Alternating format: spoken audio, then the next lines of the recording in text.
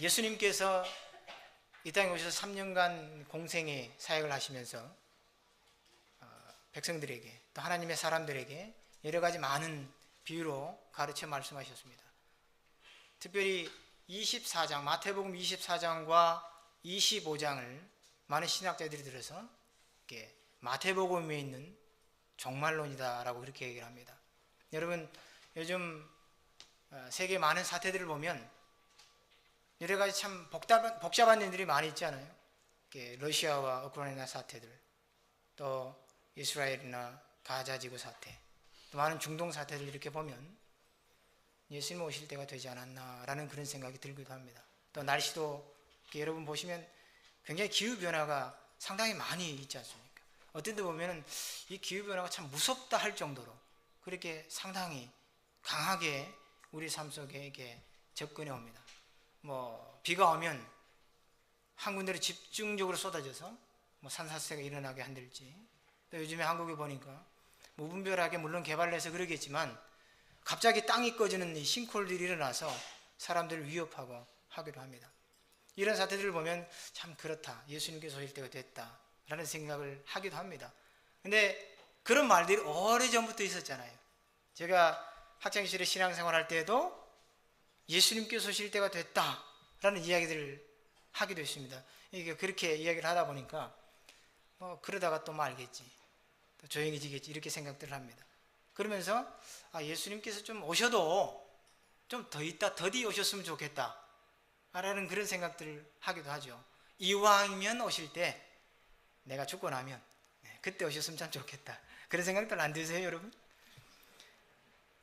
이게 지금 예수님 오시면 여러분들 어떻게 생각하세요? 좀 준비가 덜 돼가지고, 그죠? 맞을 준비가 안 됐으니까 조금 더디 오셨으면, 그런 생각이 들잖아요 사실. 아닌 것처럼 그렇게 생각하지 마시고 자신을 좀 돌아보세요. 그러면 부끄러운 부분이 사실 많아요. 저도 마찬가지고. 근데 워낙에 오랫동안 정말이다, 예수님이 오신다 이러다 보니까 그게 무뎌져 버려요, 우리 삶이. 제가 어렸을 때 신앙생활 할 때 보면 그때가 제가 90년도, 91년도, 92년도, 그러니까 대학 시절 때, 물론 제가 고등학교, 중학교 때 시절 때도 그런 이야기들이 많이 있었고, 또 우리 한국의 민족의 삶이 서러운 삶이 많았잖아요. 그러다 보니까 예수님께 어서 오셨으면 좋겠다라는 그런 것들이 참 많았었어요.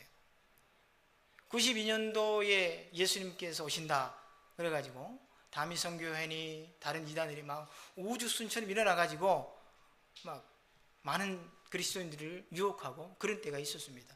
물론 92년이 지나고 나서 불발이 되기는 했습니다만 그런 일들이 있었죠.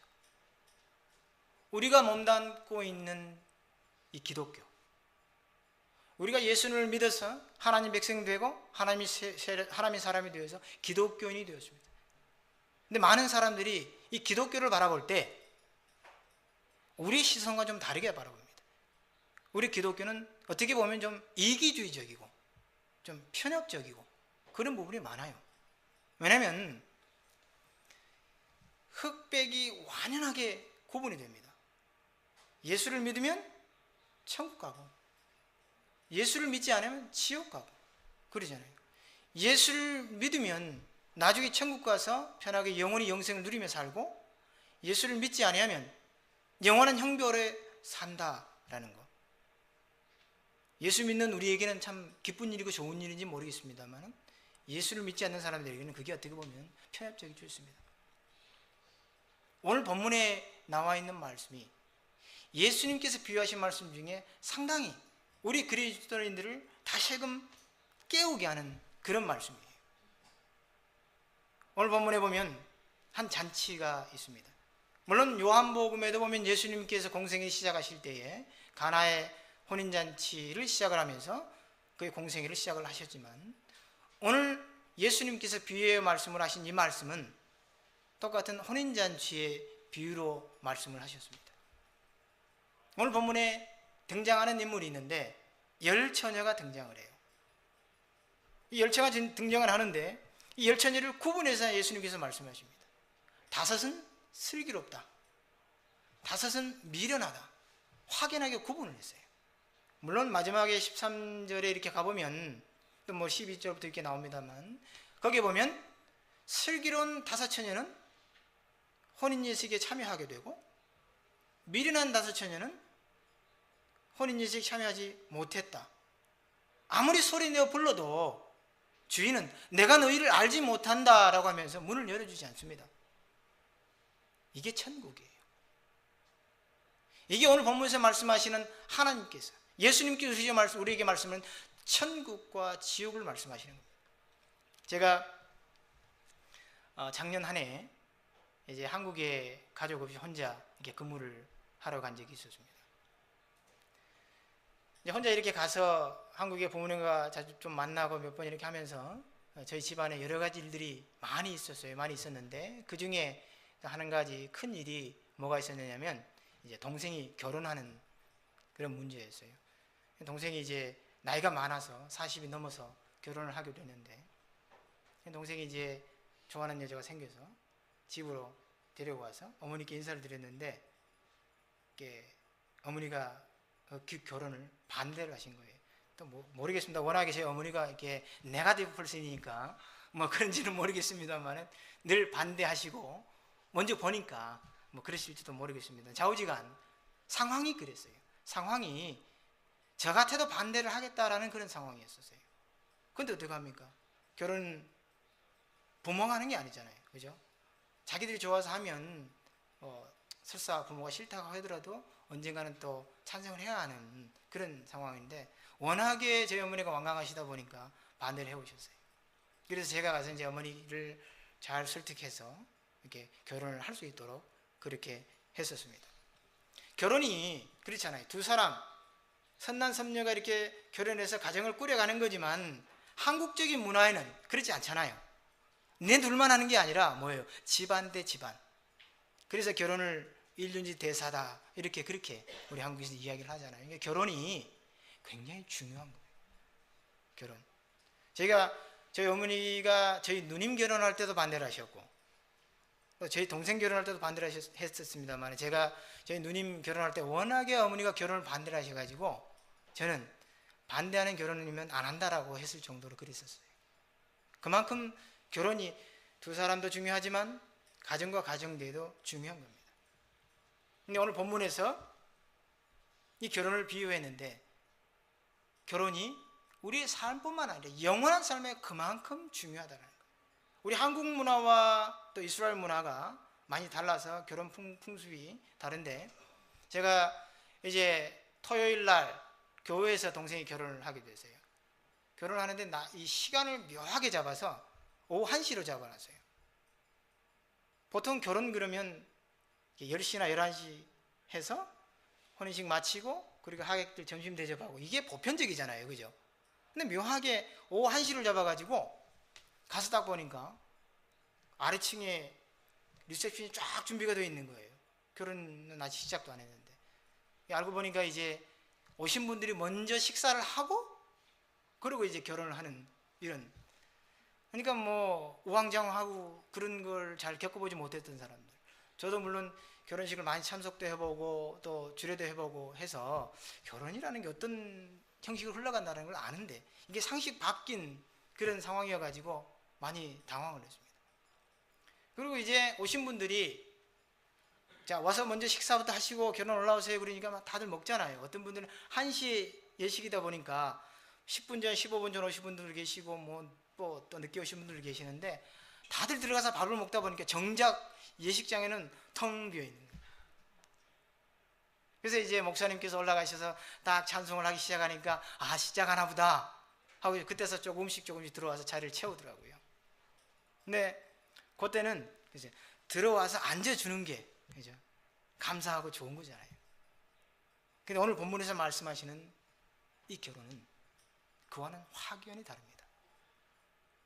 오늘 본문에서 예수님께서 비유하신 이 결혼은 우리가 상상하지 하는 그런 결혼이 아니에요. 완전히 준비가 되지 못하면 절대 들어갈 수 없다라는 절대적인 룰이 있었어요. 열처녀 절반은 준비가 됐고 절반은 준비가 되지 않았다라고 예수님께서 이렇게 말씀하셨어요.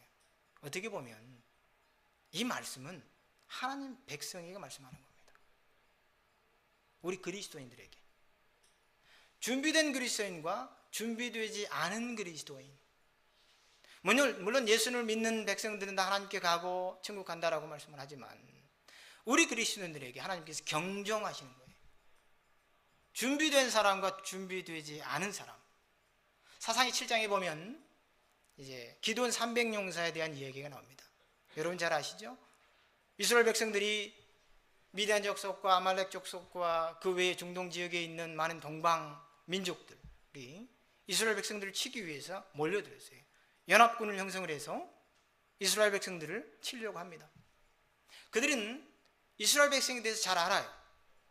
홍해를 건널 때, 또 요단강을 건널 때, 그들이 굶주리고 배고팠을 때 하나님께서 어떻게 먹이셨는지, 어떻게 마시게 했는지 다 알아요. 오합지졸인 그 이스라엘 백성들, 훈련은 제대로 받지 못했고 전쟁에서 어떻게 싸우지도 못하는 그 백성들이 어떻게 싸워서 이겨왔는지를 알아요. 그렇기 때문에 이 미디안 족속이나 아말렉 족속이나 이 동방의 많은 민족들이 이 연합군을 형성해서 이스라엘과 함께 싸우려고 나오는 그런 이야기예요. 이스라엘 백성들이 이 어려운 상황, 진퇴양난인 이 상황에서 처했을 때 하나님께서 이제 이스라엘 백성들을 모이도록 하였습니다. 기드온을 통해서 많은 사람들이 이제 전쟁에 나가 싸우겠다고 자원을 해서 징집에 나옵니다. 우리 성경 말씀에 보면 사사기에 보면 2,000명이 넘는 숫자가 모여와서 이스라엘 백성들을 위해서 싸우겠다고, 하나님을 위해서 싸우겠다고 그러고 나왔습니다. 근데 하나님께서 자원에서 나온 사람들을 다 싸우도록 하지 않았어요. 골라내기 시작을 했습니다. 두려움이 있는 사람, 또 가족의 염려가 있는 사람 돌아가라. 어느 정도 돌아갔겠죠. 그리고 하나님께서 또 시험을 하고 물을 마시도록 해서 그들의 모습을 보고 싸울 수 있겠다 싶은 사람, 그죠? 담력이 있는 사람, 싸움을 두려워하지 않는 사람, 하나님께서 함께 하시면 이길 수 있다라는 그런 확신이 있는 사람들 하나님께서 구별했는지 모르겠습니다. 그래서 300명을 특별히 구분을 해서 모아서 싸우도록 해서 그 전쟁에 승리를 거둘 수 있도록 했습니다. 300명으로. 이 말씀 속에서도 보면 구별되고 준비된 사람을 하나님께서 사용하신다는 겁니다. 예나 지금이나 영적인 싸움은 두렵고 무서운 싸움입니다. 여러분, 우리가 이 땅에 살아가면서 전혀 느끼지 못하는, 그죠? 영적인 어떤 감각이나 느낌이 없어서 이게 사탄이 우리를 유혹하는 것인지 사탄이 우리를 무너뜨리려고 하는 것인지 전혀 알지 못하고 사탄의 포로가 되는 경우가 많습니다. 때로는 이게 사탄의 유혹이다, 사탄의 시험이다 알면서도 당하고, 그죠? 때로는 이게 사탄의 시험인지 아닌지도 모르면서 당하고, 그죠? 그러다가 어느 순간에 교회 출석이 뜸해지고 교회와 멀어지기 시작을 하고 급기야는 하나님과도 멀어져 버리는 그런 상황이 되기도 합니다. 베드로전서 5장 8절에서 9절 말씀에 근신하라 깨어라 너희 제적 마귀가 우는 사자같이 두루다니며 삼킬 일자를 찾나니 너희는 믿음을 굳게 하여 저를 대적하라 라고 이렇게 말씀을 했습니다.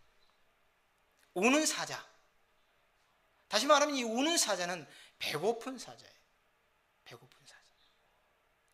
여러분 TV 같은 데 이렇게 지오그래픽 채널 보면 옛날 같으면 동물의 왕국 같은 거 이런 거 보면 이제 밀림에서 사막에서 사자들이 자기의 먹이를 쫓아가는 그런 모습들 보셨죠? 사자가 그 많은 수많은 사슴들, 수많은 동물들 중에 딱 하나, 그죠? 딱 하나를 표적으로 삼습니다. 그리고는 살금살금 최대한 자세를 낮춰서 근접해서 접근해서 사슴에 다가갑니다. 그리고는 잽싸게 쫓아가서 덥석 잡아서 자기 먹이로 삼습니다. 사슴의 입장에서 봅시다. 사슴은 아무런 느낌 없이, 그죠? 여유 있게 풀을 뚫고 있어요. 사자가 와서 자기를 잡아먹으려 하는지, 누가 자기를 쫓아오려고 하는지 전혀 느끼지 못하고 있다가 어느 순간에 덥석 하고 물려버립니다. 사탄이 그렇다는 겁니다. 사탄이. 우리가 느끼지 못하는 상황에서, 우리가 알지 못하는 상황에서 어느 순간에 다가와서 우리를 덥석 물어버리는 거예요. 오늘 본문에 나오는 열처녀의 비유는 우리 한국 문화, 또 미국에 살아가는 우리 문화하고는 많이 다릅니다. 2000년 전에 있었던 문화이기 때문에 많이 다른데, 제가 어렸을 때 신앙을 할 때 이 열처녀의 비유를 보면서 열처녀가 준비를 해서 혼인식에 들어간다고 그러니까 어느 총각 하나가 10명의 처녀하고 결혼 하나 보다 그랬어요. 도둑놈인 줄 알았죠. 근데 그게 아니고 조금 다르게 생각하면 한 쌍의 부부가, 선남선녀가 결혼을 하는데 이게 들러리다라고 생각을 하면 됩니다. 우리 미국에서 이렇게 결혼하는 거 보셨죠? 신부 측에는 또 신부 들러리가 쭉 서고, 신랑 측에는 신랑 들러리가 쭉 서고, 그 다음에 링보이가 있고 플라워걸이 있고 그러잖아요. 그렇게 생각하시면 쉬워요. 그리고 또 이렇게 밤에 결혼을 했잖아요. 구약에 하나님께 천지를 창조하실 때 보면, 천지를 창조하시고 나서 저녁이 되며 아침이 되니 라는 말씀이 있어요. 그래서 이스라엘 백성들이 어떻게 보면 저녁을 하루의 시작으로 봤는지 모르겠습니다. 그래서 저녁에 시작하는 저녁 때 결혼을 했는지 모르겠어요. 그리고 중동에 가보니까 굉장히 덥더라고요. 낮에 보통 100도는 그냥 보통, 올라가면 110도, 115도, 120, 좀 더우니까 125도까지 올라가더라고요. 더워서 어디 밖을 나갈 수가 없어요. 바람이 모래바람이 부는데 이게 상상할 수 없는 모래바람이 불어요. 그런 상황에서 결혼할 수 있겠어요? 못하잖아요. 그러니까 밤에 했는지도 몰라요. 너무 더워서. 지금 라오스에 선교하고 계시는 우리 김기주 선교사님이 계시는데, 그 선교사님이 이제 이렇게 선교 문자를 이렇게 보내셨는데, 지금 오후 1시 밖이 너무 덥습니다. 밖에는 개들이 열심히 뛰어다니고, 그리고 한국 사람들도 뛰어다닙니다. 그 더운데 개하고 한국 사람만 밖에 나가서 돌아다니는데, 그래서 한국 사람은 그래서 어디를 가나 잘 적응하고 잘 선교할 수 있는 그런 민족입니다라고 이렇게 문자를 보냈더라고요. 굉장히 더워요, 낮에는. 물론 라오스 지역하고 중동 지역은 좀 다르긴 합니다만은, 그래서 저녁에 너무 더워서 저녁에 결혼했는지도 모르겠습니다. 지금 만약에 이스라엘 백성들처럼, 이스라엘 백성들이 일주일 동안 또 이렇게 잔치를 했다고 그러잖아요. 근데 지금 그때처럼 결혼식 할 때 일주일 동안 잔치를 한다 그러면 웬만하면 좀 아마 기둥불이 좀 뽑힐 거려, 거덜나고. 그렇게 하면 아마 결혼식 못 시킬 거예요. 요즘에도 결혼 이렇게 하는 분은 몇만 불은 기본적으로 들고 그러잖아요. 그러는데 이 결혼식에서 공통적으로 등장하는 게 있어요. 여러분, 열처녀에 비해서 공통적으로 등장하는 게 뭐예요? 등불과 기름. 등불은 뭡니까? 등불은 신랑이 왔을 때 신랑을 맞이하고 밝힐 수 있는, 그죠? 그거예요. 이걸 바꿔 말하면 믿음이다라고 할 수 있어요. 믿음. 등불만 있으면 신랑을 맞이할 수 있다라는 확신, 그죠? 우리가 예수 그리스도께서 이 땅에 오셔서 우리를 위해서 십자가에 돌아가시고 또 죽으셨다가 3일 만에 부활하시고 승천하셨다라는 이런 믿음, 우리의 죄를 위해서 돌아가셨다, 우리의 죄를 사하셨다라는 이 믿음, 그리고 예수님께서 가신 모습 그대로 언젠가 오신다라는 이런 믿음, 이런 믿음만 있으면 우리는 천국 갈 수 있어요. 그죠? 이런 믿음을 말합니다. 네, 믿음이 굉장히 중요하고 소중합니다. 근데 이 믿음을 활활 타게 할 수 있는 기름이에요. 오늘 본문에서 이거를 말씀하시는 거예요. 공이 다 슬기로운 처녀나 미련한 처녀나 공이 다 등불은 준비를 했어요. 그죠? 등불은 준비했는데 슬기로운 5 처녀는 여분의 기름을 준비했고, 미련한 5 처녀는 여분의 기름을 준비를 못해서 신랑을 맞이하지 못했다. 이 기름을 무엇이라고 빗대어서 말씀할 수 있습니까? 성령을 빗대어서 말할 수 있습니다. 성령이 우리 안에 강하게 역사하시고 충만할 때 우리의 믿음을 활활 태울 수 있다는 거예요.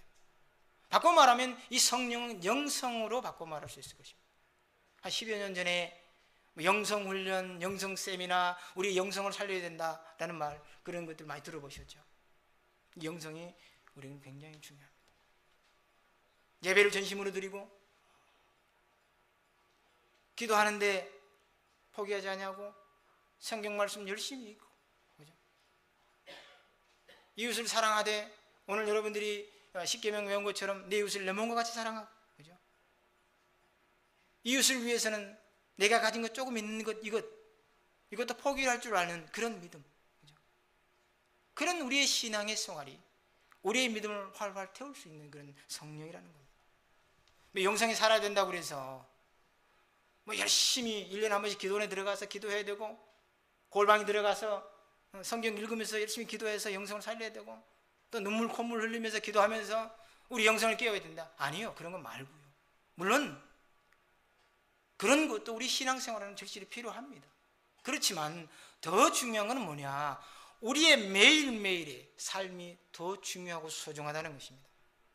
매일매일 하루하루를 내가 어떻게 살아가느냐, 하나님 앞에서, 사람 앞에서, 그죠? 부끄럽지 않는 그런 삶.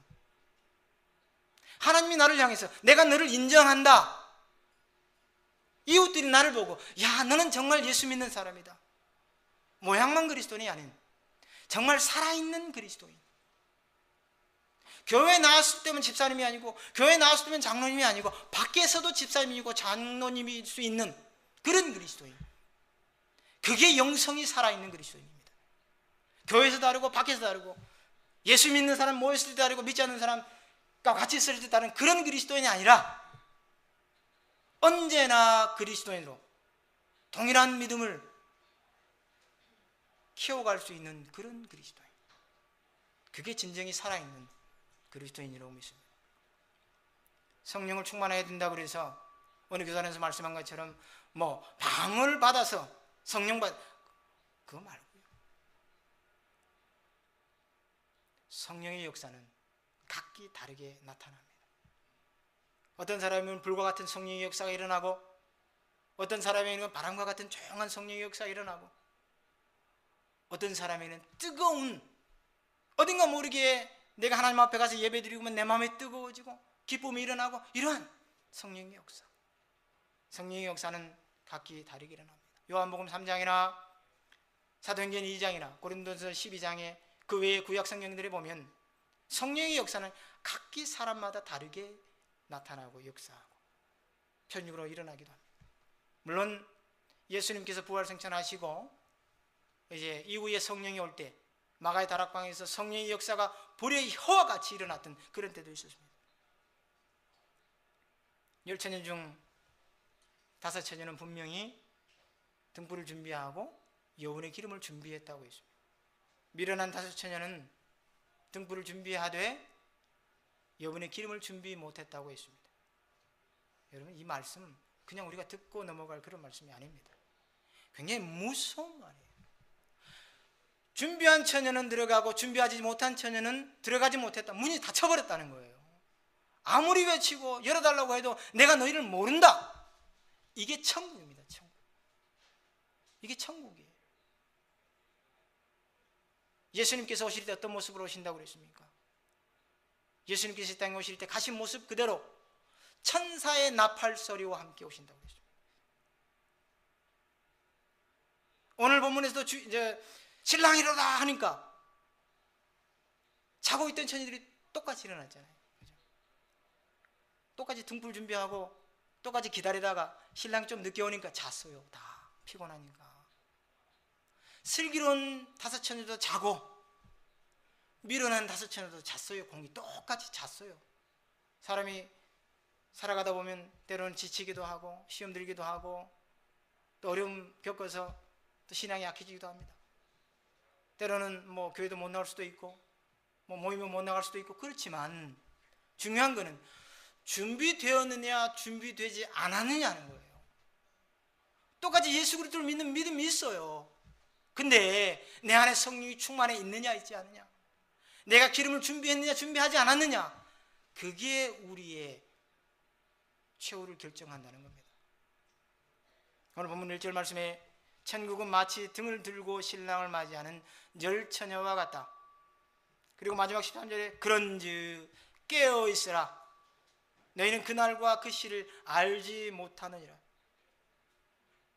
예수님이 오시는 그때 어떤 이는 맷돌을 갈고, 어떤 이는 밖에 나가서 일을 하고, 어떤 이는 잠을 자고, 그러다가 천군 천사의 나팔 소리와 함께 깨어서, 그죠?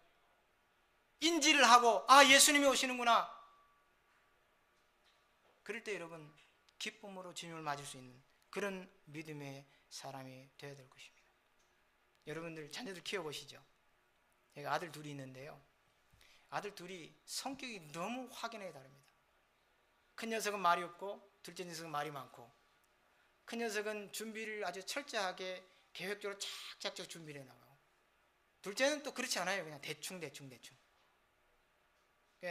주말에 가끔 저희가 야, 몇 시에 우리 나갈 테니까 준비해라 그러면 큰 녀석은 칼같이 준비를 딱 하고 기다립니다. 둘째는 안 그래요. 성격이 왜 이렇게 다른지 모르겠어요. 좀 이렇게 적당히 섞어지면 참 좋을 텐데 안 그래요. 그래서 가자 그러면 큰애는 네 하고 바로 그냥 튀어나옵니다. 둘째는 잠깐만요 그리고는 오른손에 양말 들고 왼손에 신발 들고 막 뛰어나와서 차를 타고는 그 차 타고 신발 신고 양말 신고 그럽니다. 어쩜 그렇게 다를까요? 우리 그리스도인들이 각기 달라요. 그죠? 어떤 사람은 성품이 불같은 성품이 있고, 어떤 사람은 성품이 온화한 성품이 있고, 그죠?